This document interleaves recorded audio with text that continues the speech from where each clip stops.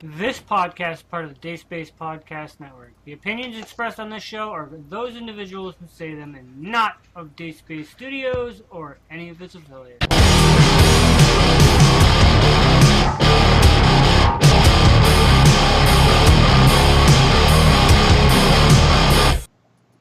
Alright. What is up, everybody, and welcome to another edition of the Everyday Schmoes Podcast. This is episode 2. As you can kind of see, it's just me and Dapper tonight. Kid may join us, and he may not join us. We're not sure. We think that his kids might have taken his brain over. That's what I'm thinking. What's Them going damn on? kids. What's going on, Dapper? It's been a crazy week. We got the first episode out, and we're into the second episode. How are things going? Well, it's been a very busy week in the news and looking up news, but I had a pretty busy week. I met a living legend, 91-year-old Leo Fong. He actually was trained by Bruce Lee back in the day. I was in my very first movie yesterday. Oh, It's yeah. What I seen you posted something about that. Was it one of those eerie films, independent film movies? Yeah, it's by Lens and Killer Wolf Films. It's called Challenge of the Five Gauntlet. It is like an old school independent martial arts movie. And I was a movie extra in it, and then I actually turned out having a line in the movie because they liked my image, so they gave me a little shot at it. And we're gonna keep filming on this movie, but it comes out pretty quick. But it was one hell of an experience to meet Leo Fong. 91 years old, dude, and this dude is spry as a cat. So, Like, what is he doing in Erie? Was he brought over? Did he come over to film here, or how did he end up over here? the producer Lenz and Bruce Sprague, they're huge supporters of Leo Fong. They loved his work back in the day, and they asked him to come from LA to Erie to film at the Wintergreen Gorge, Asbury Woods, and Bobby's Place on 18th West 18th Street. And he agreed, and he came over here, and he loves Erie, and he said he wants to come over here about a couple more times and film a couple more movies. He loves Erie, so hopefully we see him again soon. Right on, right on. That'd be pretty cool. Erie, there's a few films that have been filmed in Erie back in the day. Um, I, I can't Yeah, remember. There's a, the independent films are actually starting to pick up a lot bigger in Erie nowadays. yeah, the independent film scene has been big in Erie for a long time.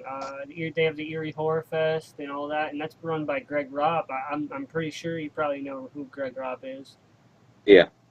Yeah, he used to own the Embro Movie Exchange in Embro before they shut down because of Blockbuster and all them places.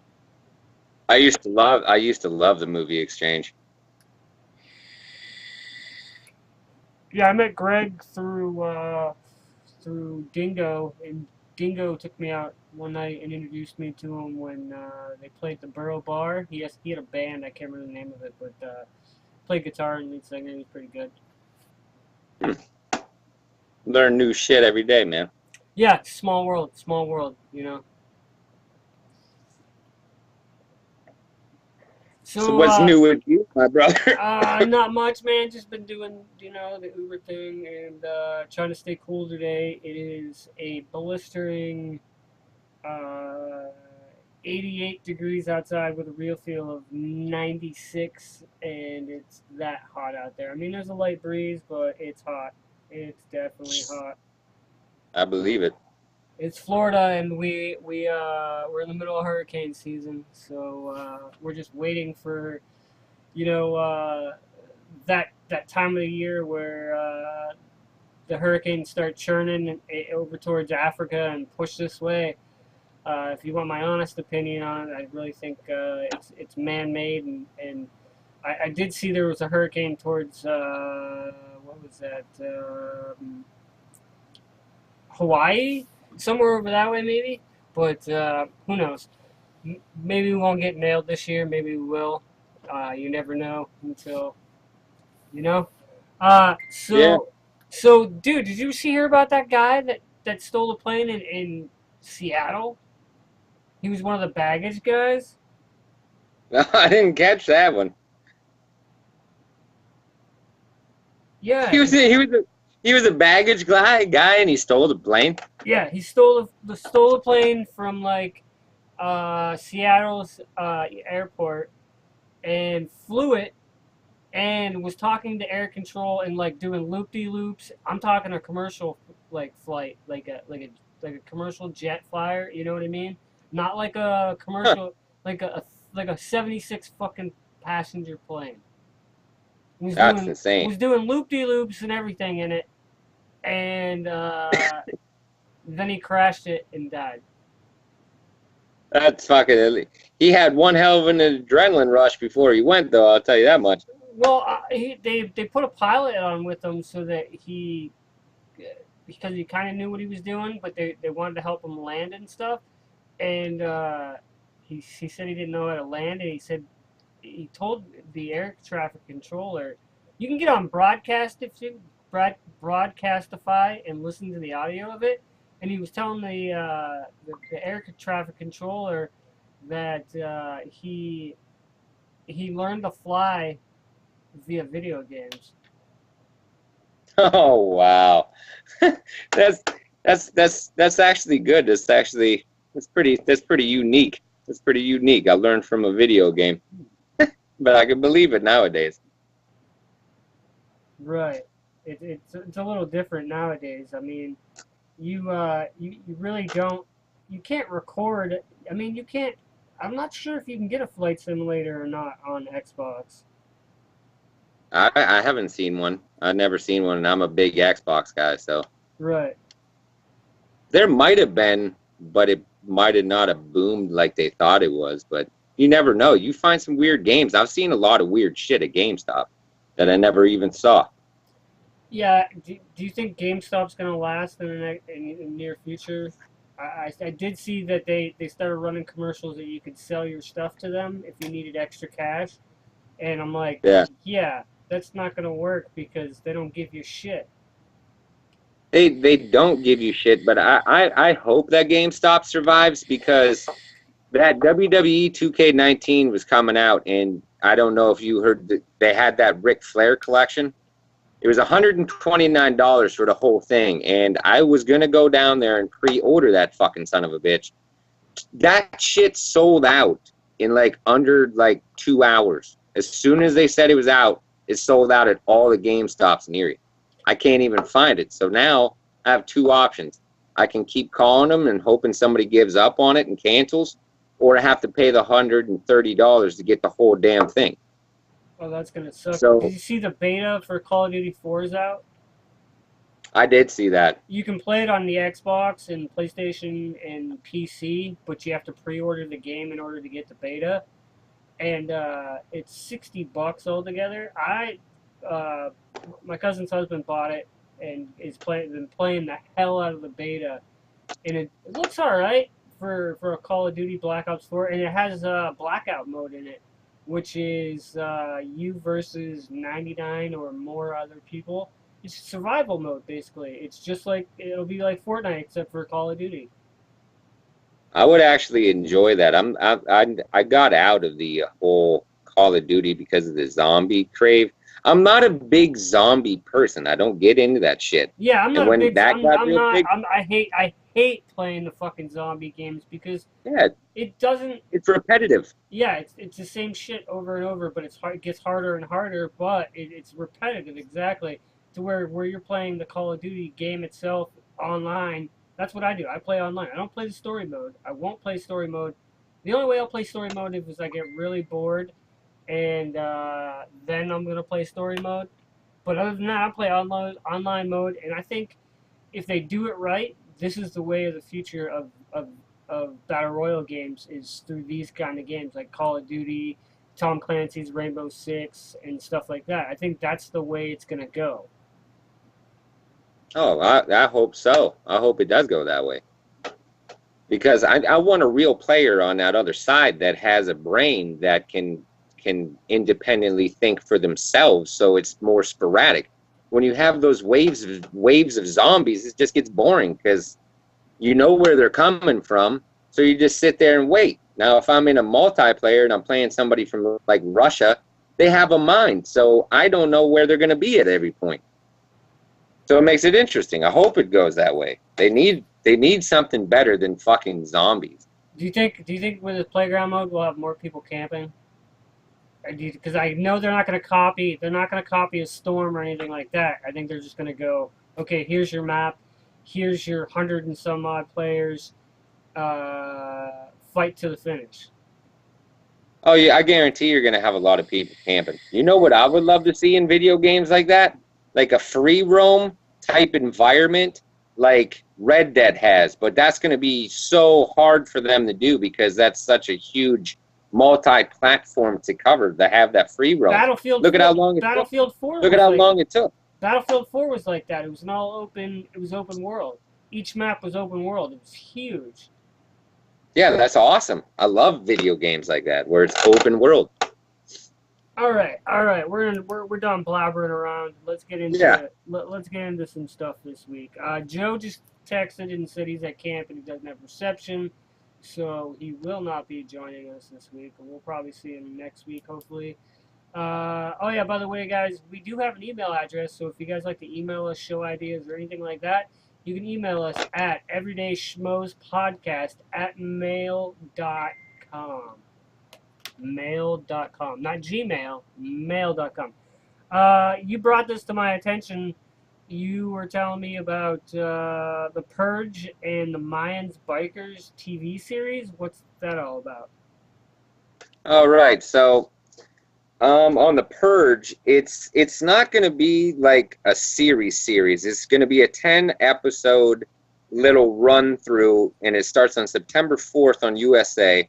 I think it has a runtime, I think, at 8 p.m. Eastern. But we have some pretty big actors in it. I mean, William Baldwin, I think he makes an appearance in the first 3 seasons because I know they signed on for 3. But William Baldwin's in it. He plays Don Riker. Jessica Garza, Hannah Emily Anderson, and Adam Stevenson. Those are the biggest names that I knew. But it's basically the plot for The Purge is they are trying to go for more a character feel. Instead of the movie series where it was just more sporadic, you got a couple people, but you didn't know about the characters themselves. This is going to delve into the world of how they planned for The Purge, who they planned on killing, how they came up with all that. So that news right there saying that they're going to be more into the characters, that actually drives me to watch this. They said it's not going to be ultra violent like the movie series. That's the only problem. Are you sure it's not the TV? Is it going to be an actual TV series, or are they taking clips from the movies? Because you lost me after the second one, the second or the third one. I can't remember how many there are right now, but the one where like it was just about the one girl and it was so repetitive. You know what I mean? Yeah, what they're doing is that this is going to be a completely independent thing. They're going off the movie, but they're not doing it how the movie did it itself. Like it has the same characters in it, and they're going to be. It's basically like watching like Breaking Bad. It's going to be like that. It's going to be you're going to know a character, you're going to get to know him for a couple seasons, and then you're going to find out how they ended up purging somebody and why they didn't purge. So because in a movie, you didn't know why they really wanted to kill this person, because I know there's 6 movies. There's 6 movies because the other one just came out not too long ago. I liked the first 4 movies, and then after that, I didn't like the last 2. I thought they were garbage. The newer one is supposed to be like the prequel of all of them and tells you how it got started. What was that, Timmy? What was that? Hello? Yo. Did you mute yourself? No, you just got choppy there for a minute. Oh, okay, okay. I said the newest one that came out is supposed to be the prequel of all of them and tell you how it all got started. Yeah, I saw it, and I didn't like it. I thought it would be way more interesting than it was. It didn't really have too much of a plot twist because the Purge is such a huge thing. If that actually happened in real life, what the fuck would really happen? Like, that would be some chaotic shit right there. So the movie didn't have the chaos factor in it. There should have been more chaos because as soon as that news broke, hey, we're going to have an annual purge, people should have been flipping the fuck out, but they really didn't. Yeah, I think if it actually was to happen anywhere, I think it'd be a test case by test case thing, and it'd probably be Florida to start it off because this is a fucked up state. I mean, you know, we'll get into the Florida story later, but yeah, I think the purge itself in general would be a fucked up thing, and I think it's gonna be a good series if they do it right. Now we have a new biker series called the Mayans. Is that Yes. right? The Mayans. Now what is it? A spinoff of the other one? Sons of Anarchy, which I was a huge fan of Sons of Anarchy. I hated the ending of that fucking series. It had no justice to the greatness of that series. But basically what the Mayans is doing is it takes place 2.5 years after the events of what happens to Jax Teller. And it's going to focus on the struggle of Easy Reyes, which is played by J.D. Pardo. He's going to be a fresh new prospect to the Mayans, and it's basically going to, his father's a huge revolutionary, and his father knows about bikers. Well, Easy Reyes, he gets into the biker life, doesn't know what's really going to happen, and he subjects himself to the biker lifestyle. So it just covers his life. So basically, it's going to be right after Jax passes away. That's when this happens. So it's right after. So it's going to be kind of interesting because I was huge into that series. So are they going to show Sons of Anarchy members because it takes after that? And we all know that Marcus Alves, which is Emilio Rivera, he's a huge actor. He had love for Sons of Anarchy. So are these characters from SOA going to be in this Mayans? I'm very interested to find out. It's going to be a great series. I already know because Kurt Sutter is gold. Gold? How gold? When he created Sons of Anarchy, he created a diamond. Like, he came out of nowhere. Nobody really knew who Kurt Sutter was.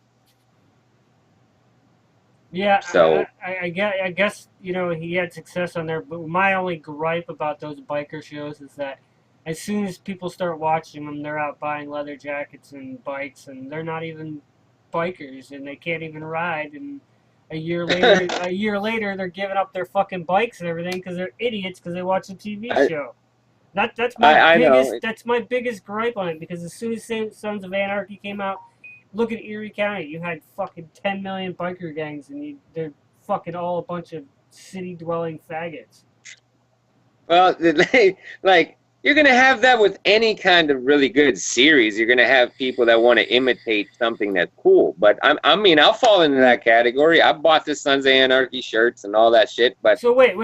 So you're saying that if I'm watching Breaking Bad, I'm going to go make meth? Because that's... Hey! Some people don't have a very good brain on their shoulders there, buddy. Some people can't understand the reality of life. They don't understand fact from fiction. So, you got some real loopies in this fucking world, dude. That you do. Speaking of a loopy, when this was first talked about, I was like, nah, they'll never do that. So, Facebook, YouTube, Apple, basically iTunes, have all removed Alex Jones from their platforms Well, basically, YouTube demonetized them. Facebook completely removed them. iTunes basically just took them off their platform.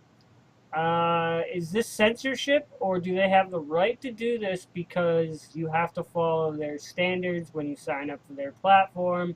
Like Facebook, no hate speech. Same with YouTube, no hate speech. This and that. I've had to deal with YouTube. The biggest gripe with YouTube is their algorithm decides what is offensive and what isn't offensive, and it's not a human; it's a fucking computer. Dude, this is typical government crap. I mean, I know a lot of supporters of Alex Jones. He's a damn loopy to me. Like, I think he's fucking batshit crazy, but he does prove some points if you're into that type of shit. I hate politics, but Alex Jones is supported by so many people that I think this is going to become a huge problem if they try to censor him to, like, they're censoring him to the extreme because he's so radical that they don't want to. It's typical government shit. Anybody that gets too famous off of defacing their ability to run this country, they're going to come at him with full force. So Alex Jones, you might not hear from him again, to be honest with you. Like, that's how the government is. They're crazy.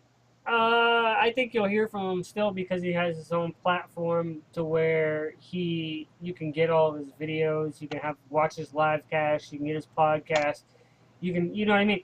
He's gonna gain more from this because so many people are trying to push him away and be like, oh, he's conspiracy this. Yeah, he is a conspiracy nut. Yes, there are times where I'm like, why the fuck am I watching this? But I'll listen to it because he does make some valid points. Do I agree with everything he says? No. But I think it's censorship, and I don't think it's right. I don't think it's right for a platform to say, okay, we're going to kick you off, or we're going to keep this. You have mainstream media who bashes Donald Trump, the President of the United States, every single chance they get, but yet they're allowed to do it, but nobody else is. It's a two-way street here, not a one-way street. We keep No, that's we go to censoring this. What's next? Saying that we can't do our podcast or we can't do this or that. You know what I mean? Because technically, dude. a few people don't like our point of views. Well, technically, they're not allowed to censor anyone. It's in our fucking laws. Yeah, freedom of speech. But if you signed their agreement to use YouTube, Facebook, iTunes, they have the right to do that because that you're on their platform. Yeah, it's that fine dotted line. They want to see how far you're going to push your freedom of speech. And as soon as you break that, they're coming at you like a fucking Spartan warrior, dude. They're going to wreak havoc on your fucking village and rape your women and fucking steal your kids. That's what they do. That's what they're always going to do. So I watch my tongue. Whoa, we're going all out there with raping the women and killing the kids. Holy fuck. I said taking the kids, not killing the kids. I said taking. I didn't say anything about killing. You're the one that brought it up. So. We don't do that. I don't like that stuff. Nobody's killing kids.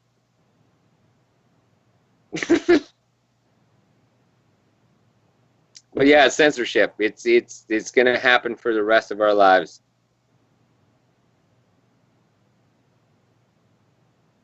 Yeah, I think it's. I think it goes beyond. I'm trying to have two conversations at once with text messages, and that person knows who they are. And I'll just say, touche. Anyway, I think it goes along the lines of this with like the Viking mentality of saying, raping your wives and taking the kids and everything like that. If we keep doing what we're doing and letting small things being taken and throwing the adjective out there that, oh, you signed this agreement, I think in the long run, more and more things are going to get taken away. This is where we have to stand up and say, okay, stop, and let's think about this first. You know what I'm saying? Who the fuck is gonna stand up, man? The United States of America has turned into a bunch of bitches. Sorry to say it. Ain't nobody standing up for that long. Everybody's scared. Yeah. Little kittens. I mean, there's not there are organized groups that are not scared to stand up, but it's like they're basically keyboard warriors, man. That's what anybody is anymore. Everybody talks tough, and they're not doing what they should. Stand up and have your voices reach, because if you don't, then we're stuck behind a bunch of people like Antifa and all them little faggots that want to protest the dumbest shit. You know what I mean? Like, communism is a dumb thing. Communism is a dumb idea. Why are you guys trying to, you know? And then you see these videos of them getting knocked out, and they're wondering why they're getting knocked out. It's because they're fucking morons. Yep. That's about it. That's about it. Yeah, and I just think. But I have that. I think I have that Alex Viking Jones, mentality. right. Alex Jones has come out on numerous other shows and said basically, look, this is it, this is it, this is it. And by doing that, he's getting that following from those other shows because people are going to be more interested. So in the long run, this dude is actually going to bank on all of this. And all thanks to Facebook, YouTube, and iTunes. Speaking of which, we have submitted our podcast to be on iTunes. We are in the Dayspace Network, so as soon as we find out when we're on iTunes, just you guys can go to iTunes. I don't like iTunes, but hey, whatever. So we're gonna go with this one. Next topic, All In. Every time we keep hearing about All In, it just keeps getting bigger and bigger. For those of you that are non-wrestling fans, this is where you either pause or skip this part and don't listen. But for you wrestling fans, you guys all know about All In with the Young Bucks and Cody. They sold out the Sears Center in Chicago. They've announced a few matches here and there. The latest match they announced for All In is Pentagon versus Kenny Omega. They also announced that this is going to be All In is going to be on pay-per-view. It's going to be on the Fight Network, and it's going to be on another network. Ground Zero All In is going to be. It's not going to be a pre-show. That's the thing. All of this is a pay-per-view. So it's going to be on like WGN. It's going to be on the WGN network first for like an hour, and then it's going to go to the Fight, and then it's going to go to the pay-per-view. And they're flying fans in. I seen a tweet the other day, Cody talking to a fan, and he was like, "Hey, he's like, I bought my ticket, but I can't. You know what I mean? I don't have any place to stay, so I'm not going to come out." And Cody was like, "Send us your information." And 10 minutes later, Cody tweeted out, he's like, "See, fans, we love our fans. We're flying people in. They're flying people in, putting them up in hotels and stuff." That's awesome, dude. Do you think Cody Rhodes? We've talked about this a few times already. Well, we've talked about it last week a lot. With All In, is this really good? You've seen the thing with Billy Corgan, Nick Adonis, and Cody talking about the NWA title and everything like that. Do you think with this being sold out, and the fact that Madison Square Garden sold out for Ring of Honor, New Japan, Supercard G1 series, do you think this is a move for independent wrestling to rise up a bit, to have a bigger mainstay now that Madison Square Garden sold out, the Sears Center, and the All In's going to be? Do you think there's? I don't think there's going to be a competitor ever to WWE, but do you think the rise of independent wrestling is going to come up more? With that said, my opinion is this: Cody Rhodes, after he transitioned from WWE to Ring of Honor and the indie scene, he's just been an angel for that whole industry. The whole indie scene has become so easy to watch when back in the day you didn't hear shit about the indie scene back in the day. Now all you got to do is flip your laptop or go on your fucking phone. You can find it anywhere.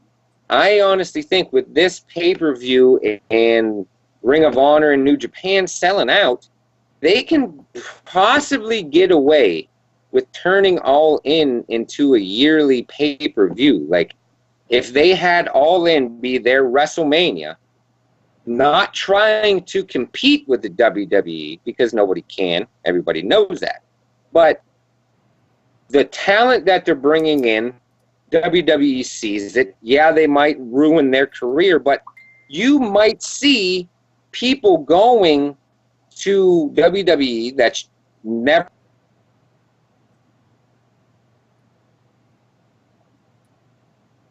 Yo, what happened there? Okay, I guess Dapper froze for a section. The connection, shit.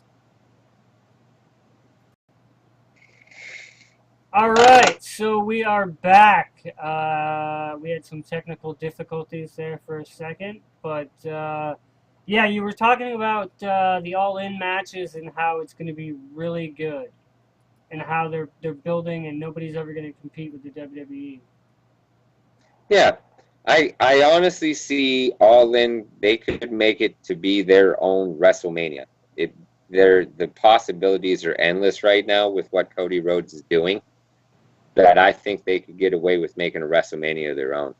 Not to compete, but just show off the indie scene. Look at the addition of Matt Riddle. Now, the possibilities that could happen in WWE with him. Right. Yeah, there's all kinds of different scenarios that's happening with All In, and only time will tell. And hopefully hopefully we can get it to where it'll happen every year and go from there. But speaking of every year kind of things, it's that time of year again, people. All right, so we have Random Heroes Fantasy Football this year. I started off wanting to have somewhat of a giant league, but not too big, and then it just got to the point of, well, we're at 18 teams now, and it just got bigger and bigger and bigger. This year's teams include myself with Greenie's Gremlins. We have Boner Malone, Strange Psychos, Slanted Taint, 99, Jonathan's team, James's team, Steel City Demons, 18, M Vulture, 25's team, Cold Dead Hands, Richard's team, Disc Guy, Bill's Baby, Jason's team, Joker's Jocks, Bruce's Boss team, Candy Mountain, PYL, Andrew's team, and Jimmy's team. 3 divisions, 18 teams, 6 per division. Fight your way out of the division and go from there to the playoffs and take the whole damn thing. So this year, I actually am doing something kind of crazy this year. I am actually in a second league, and the second league that I'm in is only, let me see real quick, 2, 4, 5, 6. We have six players in the second league, and the draft is the same day as our draft. Luckily for technology, I can do both teams, one on my phone, one on the computer. How do you think you're going to fare this year? Are you going to draft all Steelers? No, I'm going to a fantasy Super Bowl this year. I have a very solid plan. Like, I'm very confident. Like, I'm overconfident. I'm going to go with just AB. I'm telling you, that's my number one. I'll tell you that right now. What? I'll tell you that. That's what it is. AB's my number one pick if I can get him. Then I'm going to run from there. I'm very confident that I'm going to the playoffs this year. If you get so like I've been doing mock drafts, and I keep getting D's and F's. But I mean, I play the way I draft is I draft my team. And then my bench players, I'll pick up a couple receivers, an extra quarterback. Because you got to think about your bye weeks, man. If you don't think about your bye weeks, you're screwed. Yeah. And if you're picking all of one team, you're screwed. Because what if you have an injury or your whole team, that whole team, all those receivers, that tight end, that kicker, all your bench players, and then all of your, what if they all are out on the same week? Then you don't have anybody subbing for you. Then what are you going to do? You're fucked. Yeah. I'm not picking all Steelers this year. I got a very solid strategy on how to score points. I found a secret from one of my friends. He's letting me in onto the knowledge of how to play this game and win. Do you think with 18 teams that somebody in the draft is going to get fucked with draft players? Oh, somebody's gonna get fucked, of course. I mean, I'm amazed at how big it got so fast. Yeah, like I invited a bunch of people and nobody signed up. So when we did have this set amount, everybody else kept hitting me up. Hey, I can't join. So I'd let that person in and another person and another person. So when it was at 18, I was like, all right, I can't do this anymore. Nobody else is joining. That's it, 18. Hmm. Yeah, that's a huge league, man. Yeah, so It's gonna be fun. it should be very, very interesting on how everything folds out. All right, Yeah, when's the draft? the draft is the 20. Let me look at my phone real quick. I'll tell you. Um, 26. the draft is the 26th at 4 p.m., which is 6 p.m. for me. So that would make it 7 for you. Because Mm-hmm. so 7 o'clock on the 26th Eastern time. Eastern time.